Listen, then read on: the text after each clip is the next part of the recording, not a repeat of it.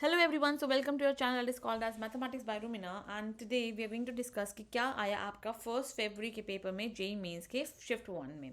So first of all, I am going to just discuss about your mathematics and yes, the paper जो बच्चे थे वो paper attempt कर पाए 10 से 12 क्वेश्चंस के बीच में ही. So yes, that means maths इस बार भी डिफिकल्ट आई, मैथ्स का पोर्शन इस बार भी लेंथी था तो ऑब्वियसली बच्चे पेपर कम अटेम्प्ट कर पाए. Let's start and understand about your first question firstly. So number of ways of arranging 5 officers in 4 identical rooms. अगर आपको याद हो तो मैंने सेम क्वेश्चन डिस्कस किया था कुछ ऐसा ही in your previous shifts. And अब ये क्वेश्चन आपका दोबारा 1 फेब की 5th शिफ्ट में आप देख सकते हैं. In which 5 officers means that means they are different officers basically. So हम इसके अंदर अपने केसेस रिकॉर्ड करेंगे and for recording the cases it's going to be first of all 5000. तो ऐसा मेरे पास सिर्फ एक केस बन सकता है. देन 4100. तो ऐसे कितने बनेंगे cases? That is 5 factorial because 5 officers थे. Then 4 factorial 1 factorial. So answer is going to be your 5. Similarly 3200, so that is going to be your 5 factorial upon 3 factorial into 2 factorial. The answer is going to be your 10. Then we have 3110, that is 5 factorial upon 3 factorial. 1 factorial multiply में आएगा और 1 एक जैसा है, so यहाँ पे 2 factorial. So that would be also your 5 into 4 into 3 factorial. 3 factorial cancel, 2 or 4 cancel, so 2, so 5 into 2 10. Similarly 2210, and that is going to give you 5 factorial upon 2 factorial into 2 factorial, and 2 factorial दो बार है तो 2 factorial. So that is going to give you 15. And then we have 2111, that means your 5 factorial 2 factorial repetition कितने 3 बार है 1 की, so 3 factorial, and that is also going to give you 10. Just add them and that is total number of cases. So 10 plus 10 plus 10 30, and this 5 plus 15, that is 20. So 30 plus 20 15, and plus 1 is 51, and that is your answer. That means 51 total number of cases are being there. Now moving towards the next question, it's going to be a speedy solution. So yes, I'm already solving the questions in 2x speed, so just stay very alert while I'm solving it. Okay, so question is 3 7 11 407 and 4 11 4 7 and 10 403 are in AP. Find sum of common terms. ये same question इसी pattern का आपका previous shift में भी आ चुका है. I think on 27th that shift has come. सबसे पहले हम कॉमन देखते हैं. कॉमन टर्म कौन सी है? 7 है, so that is going to be the first term. अब डी निकालेंगे. इसका डी कितना है? इसका डी आएगा मेरे पास 7 माइनस 3 4. इसका डी आएगा मेरे पास 3. सो बताया था ना कॉमन टर्म का डिफरेंस क्या आ जाएगा? That is the LCM of 3 and 4. That would be your 12 basically. So next term क्या हो जाएगी? Just D is equal to 12, तो 7 प्लस 12 कर दो और आ जाएगा. That would be your basically 19 and so on हम निकाल सकते हैं.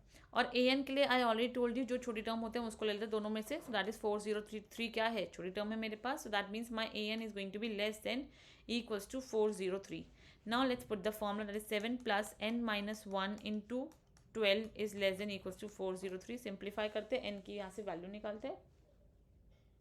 So n is going to be equals less than equals to 34. I think this calculation can be easily done by everyone, so that's why I've left this calculation. मुझे सम निकालना है. So Sn that would be equals to 34 upon 2. That is n by 2 a plus last term, and a is 7 and last term is 403. Just do this calculation, you will surely get your answer. So your answer is 6970, and yes, it was not at all calculative, it is not at all long question, it was a short, and yes, it is something which you can do, which a class 10 student can also attempt. Okay, so it was a very simple question. Now moving towards the next question, it says that questions 3a b c d are in AP.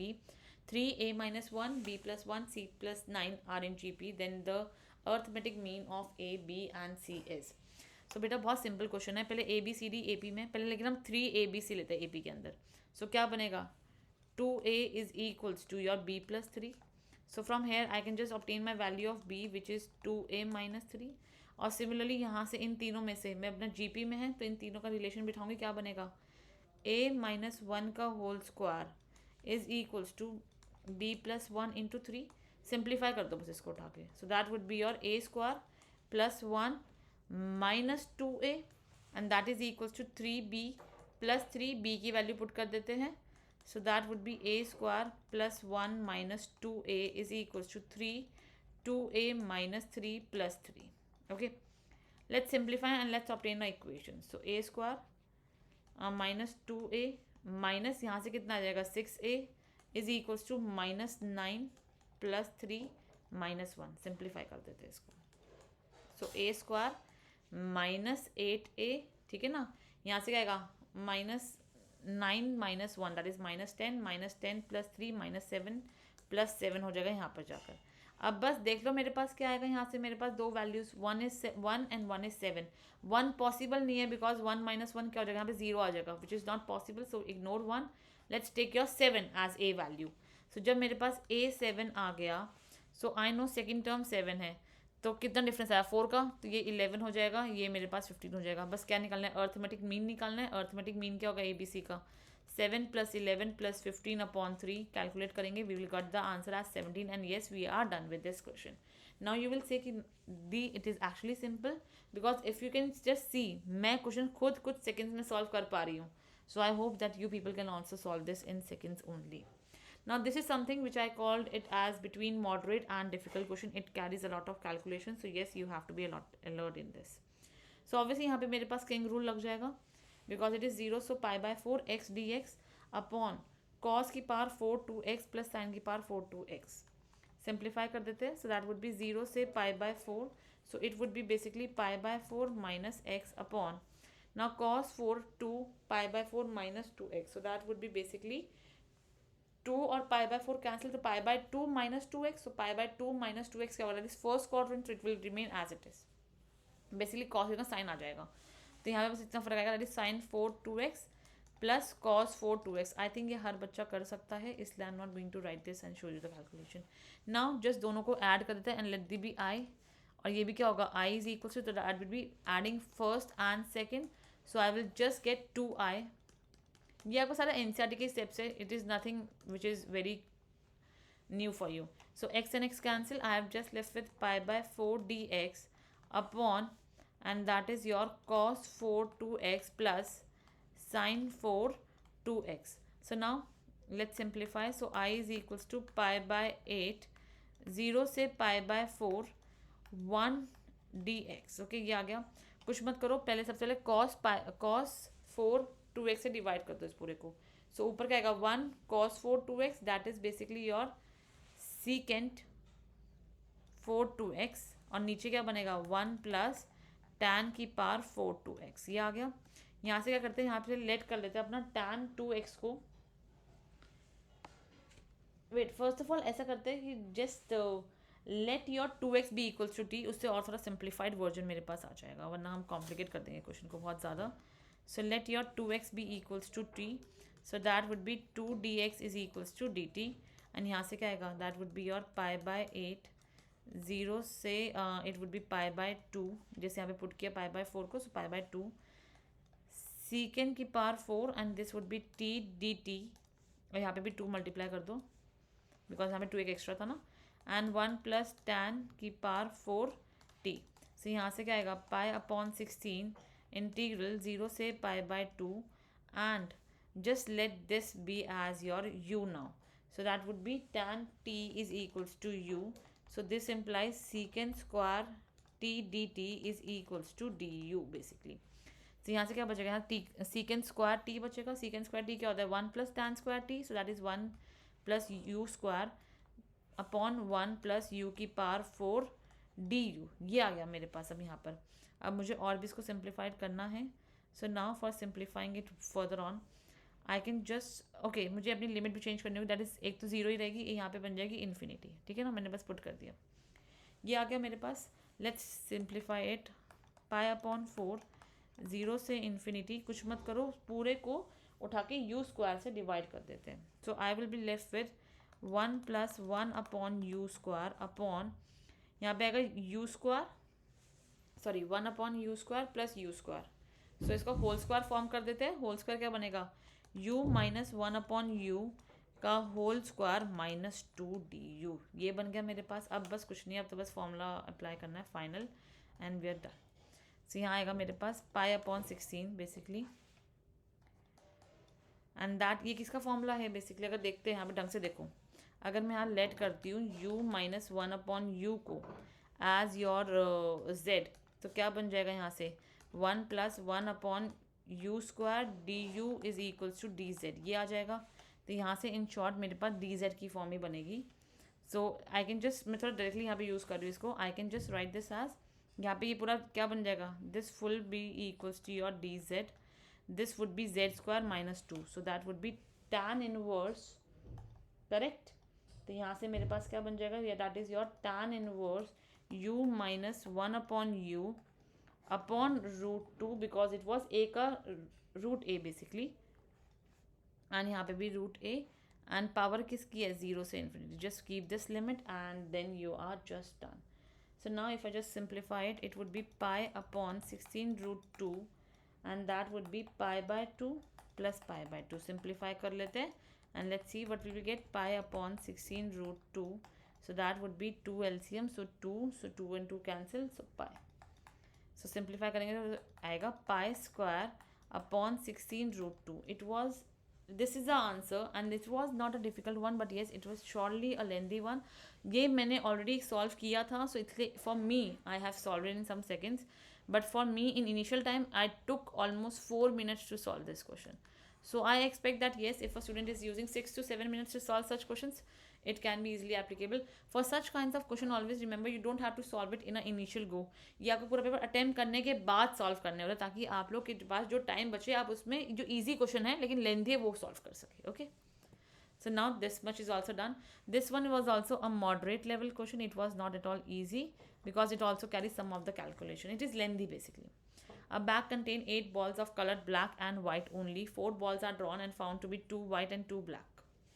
Find probability that bag contain equal number of white and black balls. So similarly it's ये Bayes theorem का question है जिसको हम बहुत simply solve कर सकते हैं। तो कंडीशंस क्या है पहले मेरे पास, मुझे पता है कि 2 वाइट और 2 ब्लैक्स होनी चाहिए। तो 8 बॉल्स है, अगर मुझे हो कि वाइट कितनी है, तो अगर 6 वाइट है तो 2 कितनी है, ब्लैक है, एक पेयर ये बन गया। अगर 5 वाइट है तो 3 ब्लैक है, अगर 4 वाइट है तो 4 ब्लैक है, ऐसे ही अगर 3 वाइट है तो 5 ब्लैक है, और अगर मेरे पास 2 वाइट है तो 6 ब्लैक है। ये कंडीशंस है। सो दैट मीन्स प्रोबेबिलिटी कैसे आ जाएगी, first of all 6 white and 2 black, so that would B basically 6 में से हमसे 2 ही सेलेक्ट करेंगे और 2 में से हमने 2 सेलेक्ट करी। ऐसे कितने हैं, ऐसे ये वाला भी आउटकम है ना, 2 white and 6 black, so into 2 कर देते हैं। Similarly this also and this also, so 2 into that would be your 5C2 into 3C2 plus 4 white and 4 black, so 4C2 into 4C2, और ऊपर भी क्या आएगा, मुझे यही देखना है कि मुझे 2 ब्लैक्स चाहिए, so 4C2, okay, that is equal number of white and black balls are taken out, so वो 4 में पॉसिबल है।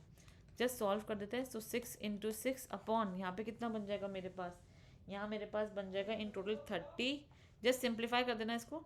So 30 plus 60 plus 36. Let's simplify and obtain your answer. So the answer is 36 upon 126, which is equals to 2 upon 7. And yes, this was your answer for this question.